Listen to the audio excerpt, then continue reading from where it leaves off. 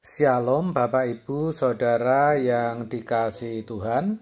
Seri pengajaran hari ini berjudul Menjadikan Tuhan Pusat Kehidupan. Saudara, ada satu hal penting, bahkan hal utama, di mana sebagai umat pilihan Allah, kita harus mau menerima dan meyakini dengan sungguh-sungguh bahwa Allah adalah pribadi yang berperasaan dan memiliki pikiran, yang mana kehendaknya dalam segala hal harus kita lakukan, dan apa yang menjadi rencananya harus kita penuhi. Rencana Allah sendiri ada dua. Yang pertama adalah rencananya secara umum, di mana sejak penciptaan Dia menghendaki terbentuknya kerajaan dan keluarga Allah. Sebagai anak-anaknya, Tuhan mau kita terlibat di dalam rencana ini. Hal itu tersirat dari perkataan Yesus bahwa Dialah jalan, kebenaran, dan hidup. Tak seorang pun yang sampai ke rumah Bapa, artinya sampai kepada kerajaannya, artinya kembali bersekutu dengan Bapa sebagai anggota keluarga kerajaan, kalau tidak melalui dirinya. Yohanes 14 ayat 6. Yang kedua, yaitu rencana Allah secara khusus atas setiap kita orang percaya, di mana Tuhan menghendaki kita menjadi saksinya.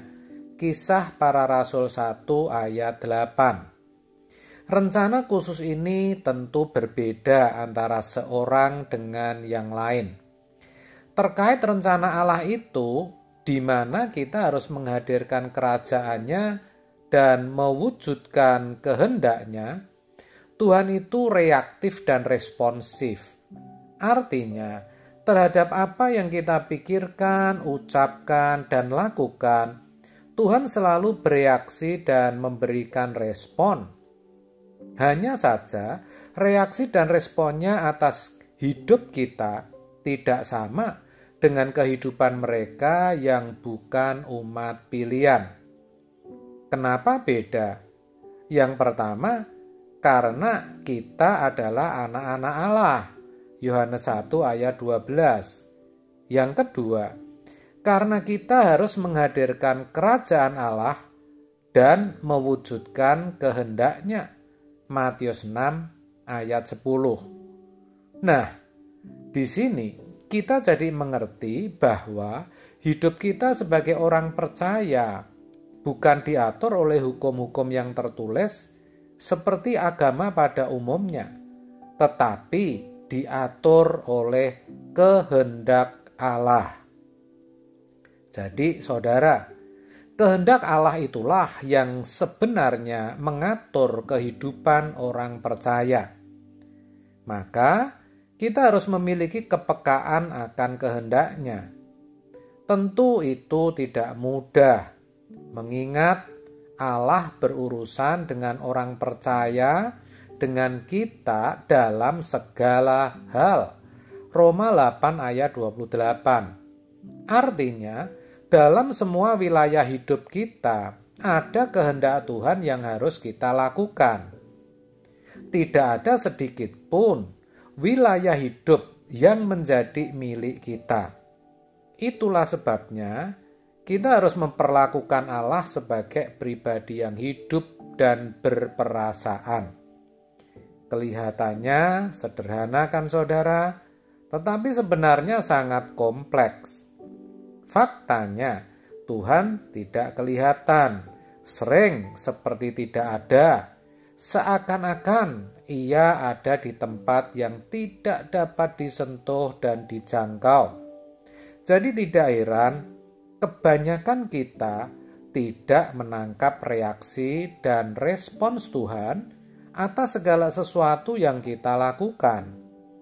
Itu karena kita tidak memiliki kepekaan, saudara? Iya, karena kita lebih tertarik kepada sesuatu atau seseorang lebih daripada kepada Tuhan dan kerajaannya. Dikatakan kita tidak bisa mengabdi kepada dua tuan, Matius 6 ayat 24. Artinya, kalau kita ingin menangkap kehadiran Allah secara maksimal, dunia kita haruslah hanya satu, Tuhan dan kerajaannya. Itu sama artinya kita harus bisa mengakui bahwa Tuhan itu ada dan hidup, serta memperlakukan Dia sebagai pribadi yang hidup, yang berperasaan, reaktif, dan responsif. Itu mudah kita dengar, tapi sulit kita lakukan. Buktinya, kebanyakan kita tidak memperlakukan Dia dengan benar. Kita sembarangan hidup, seakan-akan Tuhan tidak ada. Tuhan hanya menjadi bahan percakapan, tetapi tidak menjadi pribadi yang hidup, yang mencengkeram hidup kita. Kenapa?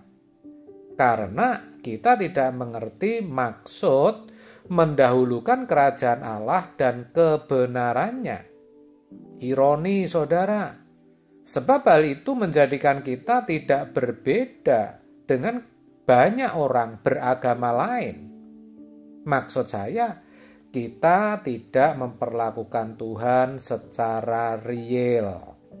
Tuhan menjadi Tuhan yang tidak kita hadapi. Dan tanpa sadar, kita jadikan sistem yang kita percakapkan.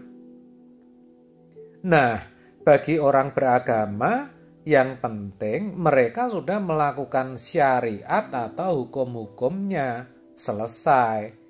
Di luar itu, seakan-akan tidak ada lagi urusan dengan Tuhan. Itulah sistemnya. Dalam berurusan dengan Tuhan, kita sebagai orang percaya itu beda, saudara. Kita berurusan dengan Tuhan itu dalam segala hal. Tidak ada namanya zona atau wilayah kehidupan yang bebas dari sorotan Tuhan. Tidak ada satu hal pun di mana Tuhan tidak turut campur dan mempersoalkannya. Itulah sebabnya kita harus memperlakukan Allah secara real dan benar. Jadi sebenarnya begitu menjadi umat pilihan, kita harus terus belajar menempatkan Tuhan sebagai pusat atau epicentrum kehidupan. Itu berarti yang pertama, kita harus menjadikan Tuhan sebagai tujuan, arti atau makna, dan nilai kehidupan. Sebab tanpa Tuhan, hidup akan tidak mempunyai tujuan, tidak berarti, tidak bermakna, dan tidak bernilai sama sekali. Yang kedua, hidup kita hanya untuk memuaskan hati Tuhan dan melakukan kehendaknya saja. Tidak ada sesuatu apapun yang menjadi pusat kehidupan ini. Inilah tujuan Tuhan menciptakan manusia, saudara. Tapi ingat, namanya materialistis itu menempatkan harta sebagai pusat kehidupan.